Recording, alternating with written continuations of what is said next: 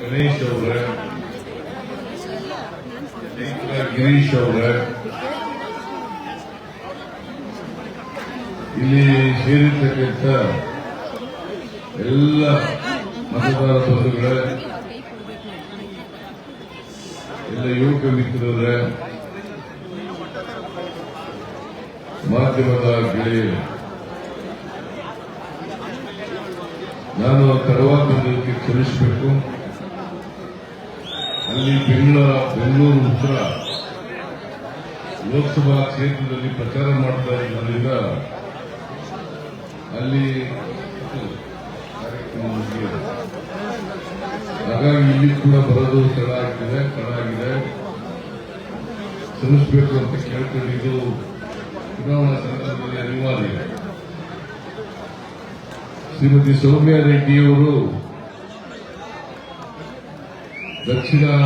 ಬೆಂಗಳೂರು ದಕ್ಷಿಣ ಲೋಕಸಭಾ ಕ್ಷೇತ್ರದ ಅಭ್ಯರ್ಥಿಯಾಗಿ ಪಕ್ಷದ ಅಭ್ಯರ್ಥಿಯಾಗಿ ಸ್ಪರ್ಧೆ ಮಾಡಿದ್ದಾರೆ. ರಾಮಲಿಂಗ ರೆಡ್ಡಿಯವರು ಬೆಂಗಳೂರು ನಗರಕ್ಕೆ ಬಹಳ ಚಿರಪರಿಚಿತ. ಅನೇಕ ವರ್ಷಗಳಿಂದ ರಾಜಕೀಯದಲ್ಲಿದ್ದಾರೆ. ಈ ನಗರದ